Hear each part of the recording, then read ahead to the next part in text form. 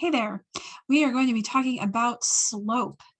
So this is 8.1b and how we can find slope from a graph. The first thing that we want to do is define what slope is.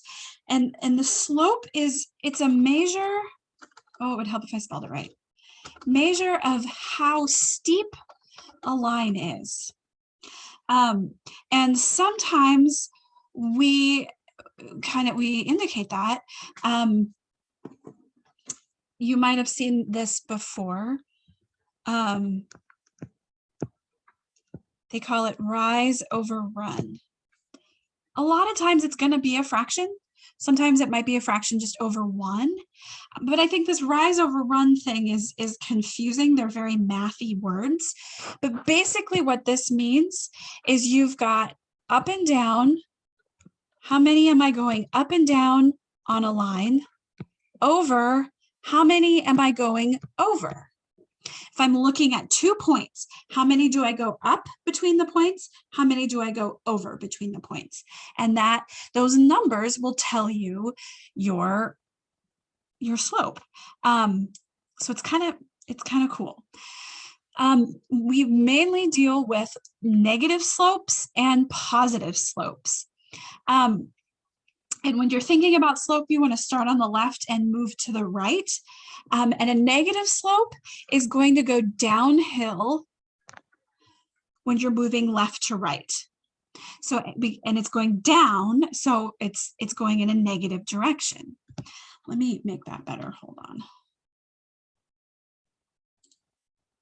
It's going zoop like that. That is a negative slope. A positive slope, it's going uphill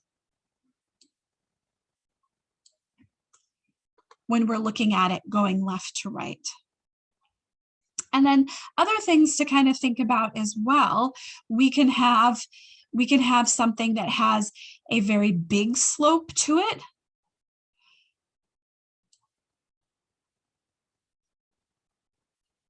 So something that's very, very steep.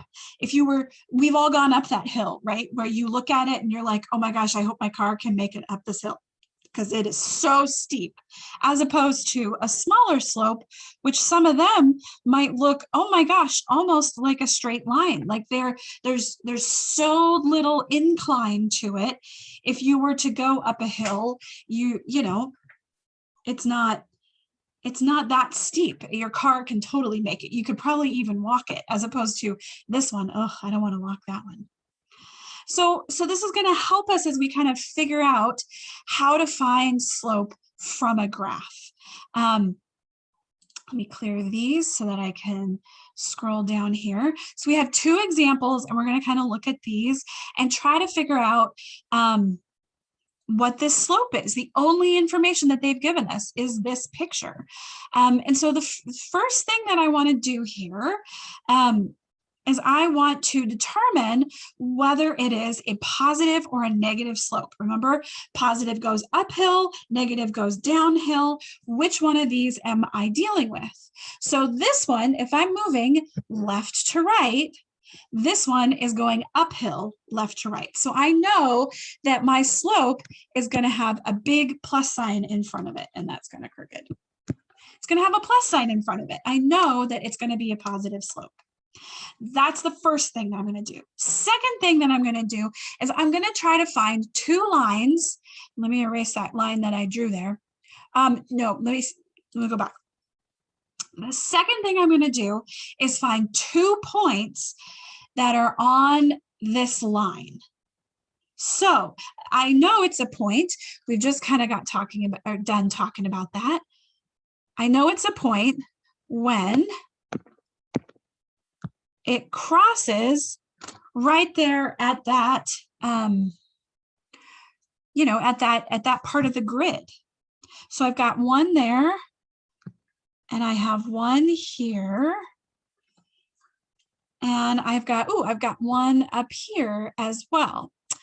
So I'm going to use these to kind of help me figure out what my slope is. And again, I'm going to find how many up between the 2 points and how many over between the 2 points. So for this one, I'm going to go up 1, 2 squares. So that means that my top number, I went up 2. Now I'm going to go over. How many do I go over to get from one point to another? There's 1, 2, 3. So I've just determined that my slope is 2 over 3.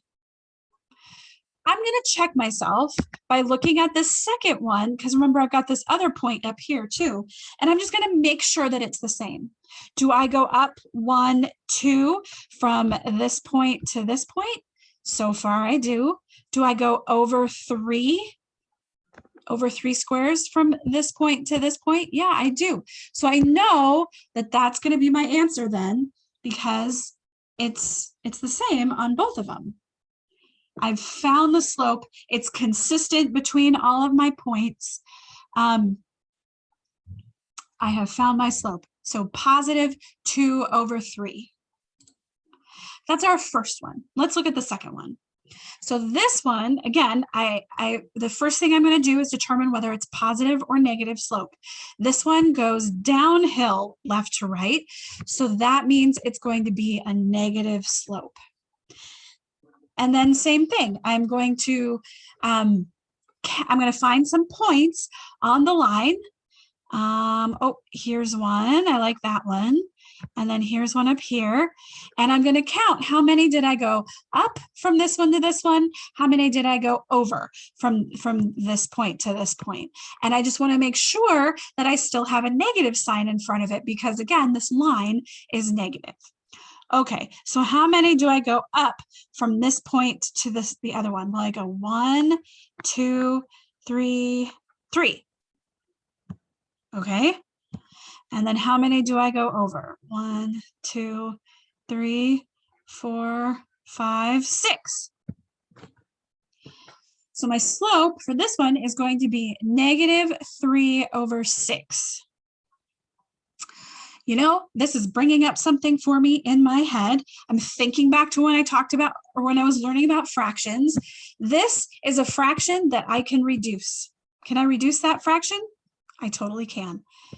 I can divide both that 3 and that 6 by 3 and end up with 1/2. So this is going to prompt me to kind of go back and look like, oh, are there other points that I missed? Oh yeah, look, there's 2 other points that are on this line. Do I go up 1 over 2 to get from this one to this one? I totally do. Up 1 over 2. Up 1 over 2, look at that. So even though this one is correct, this one's still okay, I need it to be in its lowest form, lowest fraction form in order for it to really be correct. Got to take it that extra step, just like we did with fractions, right? We'll do the same thing with slope. So this one has a slope of a negative 1/2. Okay, try the practice problems. There's space in your workbook for both of them. Let me know how it goes.